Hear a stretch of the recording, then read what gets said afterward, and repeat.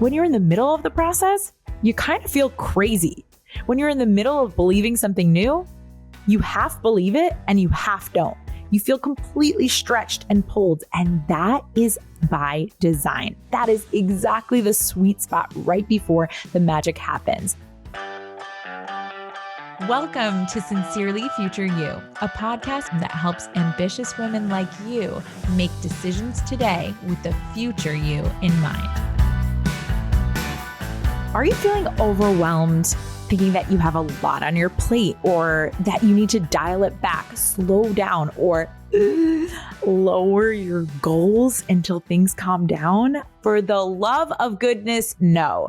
This episode is here to rescue you. We're going to show you 3 causes and 4 solutions to your overwhelm. So if that's what you're feeling, you can listen to this episode. It's a quick one. We're going to get you right back to doing what you do best, darling, serving your peeps.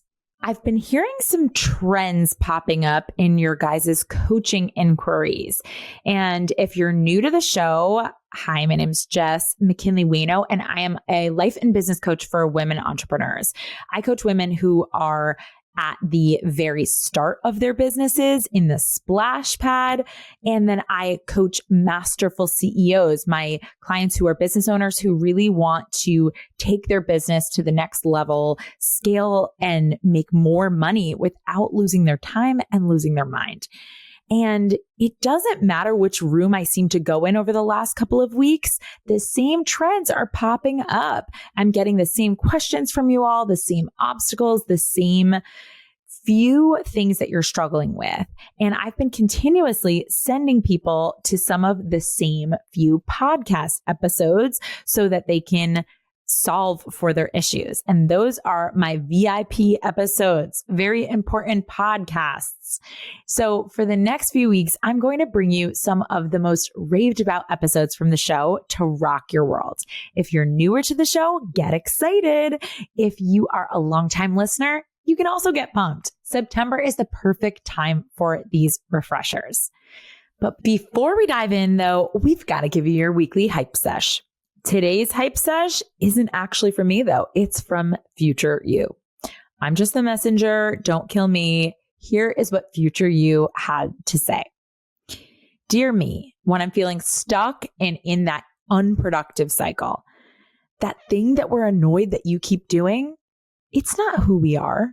It's not even a part of who we are. It's just who you keep telling yourself that we are. I am begging you, me. If you want to step into a future where you break your bad habits, stop telling yourself that this is your habit. Stop using phrasing that is talking about your identity. Stop feeding the beast. Stop saying out loud. Stop complaining to other people. Don't even ask your coach for questions, prefacing it with, I'm struggling with this.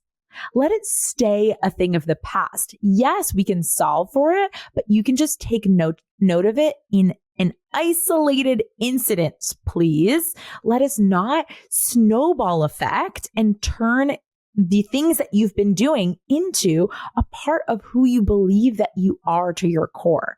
Okay. If you catch yourself doing it again, the mean girl self-talk, the overthinking, the playing it small and safe, the procrastinating, the buffering in false pleasures, the Insta scrolling instead of connecting and making offers, do me a favor and skip right on over the part where you beat us up.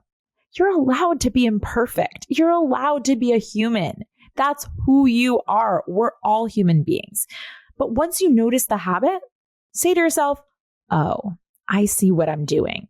And then take a small, immediate action that you love, that you can back, a part of your identity that you would co-sign and say, yep, that's who I am. I love that about me. I dare you, okay? I dare you to act like you're me already.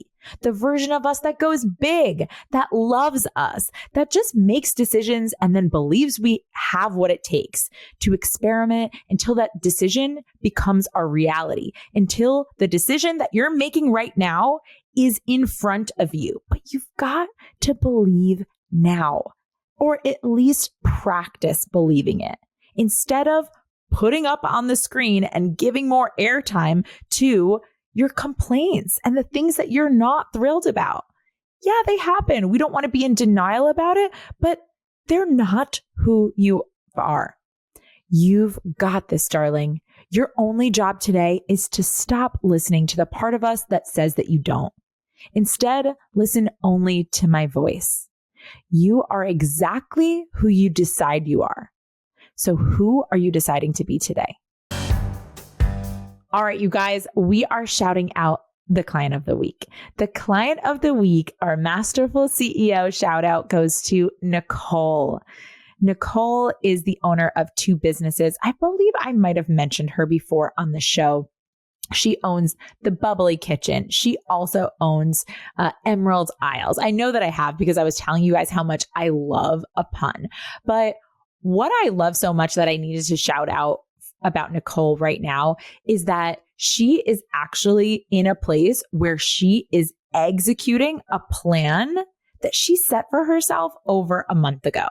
And we are 23 days into the month and she is still reporting on showing up to this plan. She talked about in her journal entries this week, which is something that my clients do in between our sessions. She is doing a download and doing an audit of how her brain is showing up in the middle of this process. And it lit me up and I needed to share it with you guys because when you're in the middle of the process, you kind of feel crazy.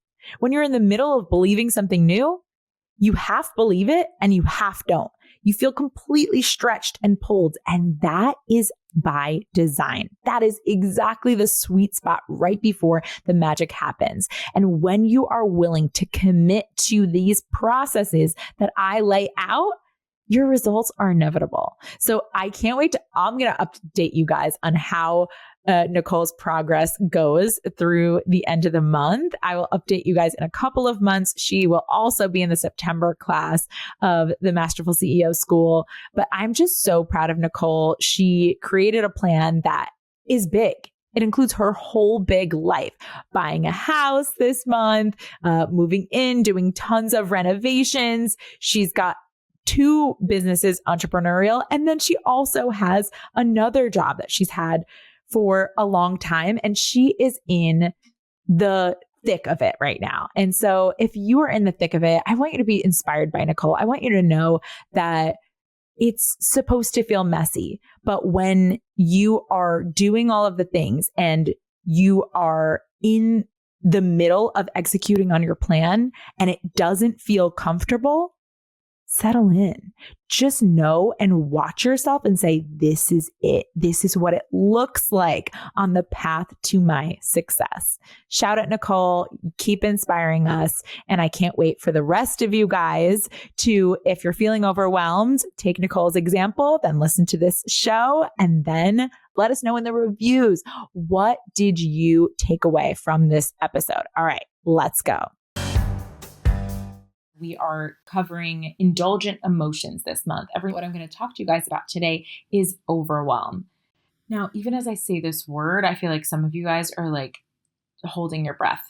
Overwhelm is probably the indulgent emotion that I hear the most among my clients. And just to give you a definition of what an indulgent emotion is, an indulgent emotion is an emotion that doesn't have much upside. It is the emotion that stops your progress while we're feeling it, and it halts you from creating results. Most emotions, they're positive or negative, actually will help you create change and grow and make progress, create some sort of result one way or another.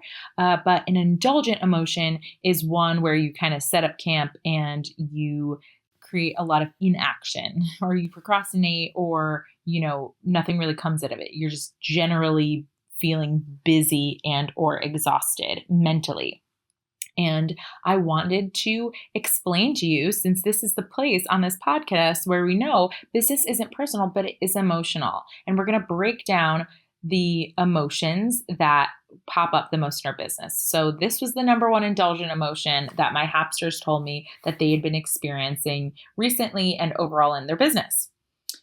So it's important to know what creates it and what doesn't create it. First, let's talk about the things that we think causes overwhelm. Usually when I get into a session and someone's saying, I'm just feeling really overwhelmed, and I ask them why, most of the time it sounds something like, I have so many things on my plate. I just have too many things on my to-do list. Too much to do, not enough time. I don't have the answers or the order or direction. And this is not true, okay?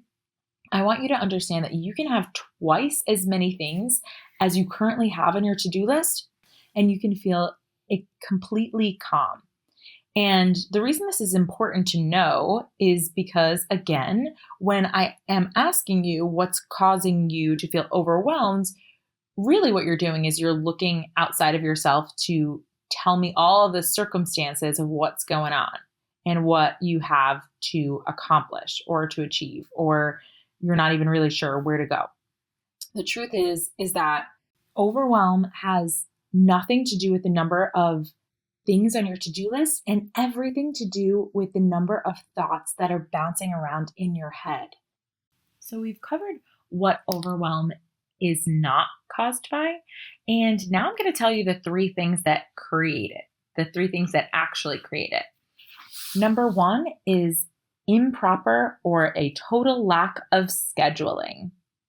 Number two is thinking that there's a right answer. And number three is dramatic or scarce thinking. Let's actually start with that one first. Okay, so when you're stressing out, when you're saying, I don't have enough time, you begin to react to your life. Okay, you start churning out results that support your stressful thinking. And then your overwhelm drives you to procrastinate, stall, quit, and really do nothing. Stressful thinking, exaggerated, dramatic thinking is something that we do to really match and let people understand the tone and the vibration of what we're feeling. So we just need to be aware of it. And it's something that I do in coaching, and I help you guys point out and write down the actual thoughts that you've reflected to me so that you can see how the language that you're using to describe your situation, we can kind of see, is this true? Is it actually how I would describe it if I really only had one sentence to describe my day, my situation, whatever it is? And even if you do think that it's true, how do we know that it is just a thought? And as we've heard on this podcast before, your thoughts, just because you believe them, does not make them true. They are different from the facts of what's happening in your life. So we sort that out. We want to sort that out. But just notice that your overwhelm is first and foremost caused by your stressful thinking and scarce thinking, especially when it has to do with time or money or clients or resources. When you are thinking that you do not have enough, it is going to create this feeling of stress and overwhelm. And when you're in overwhelm, you are way less likely to show up and produce more of that thing that you already feel like you lack, right? Proving that your thought is true. So number two is, as we said, is improper or a lack of scheduling. So scheduling is one of the very first things I teach my clients when they come on. And when you fail to schedule or plan, your thoughts, plans, and intentions actually just remain floating around in your head. Now, remember, being busy has nothing to do with your to-do list. I said it has to do with how many thoughts you have going on in your brain. Now, when you track your results and you see very little, it's because you've been posting up an overwhelm. The solution is not to take a step back, as many of you will tell me. You'll tell me, I'm just really overwhelmed. I think I just need to take a step back. I need to take a break. No, the opposite is the solution. It's your solution to overwhelm is to plan, schedule, and do more. And most importantly, fail more. This is another thing that we teach you in coaching and in happening sessions, which is failure collections. Set you up with monthly fails that you set out to collect so that you are not ever stuck in overwhelm because you are setting yourself up to only want to succeed and to win, and you're anxious and nervous to fail, right? This pattern of planning and scheduling, failing, and then repeat will create massive results. Overwhelm, on the other hand, creates no results. And finally, the third reason we land in overwhelm is when we pretend that we don't know what to do first, or we don't know what to do next, or we don't know how or when to do something. And all of that comes from pretending that there is a right answer outside of ourselves in the first place. This kind of thinking won't get us answers. The solution is to give ourselves permission to figure it out, to fail, like I said, to take action and learn through the process. The solution to overwhelm here is to make decisions really quickly and then have your back and just decide that the decision that you made was right. I'm not telling you to ignore the data. We can continue to look at the data, but in most cases, the decisions that you are avoiding making in overwhelm are decisions that don't have a clear right answer, that you can only know whether it's right or not through taking it.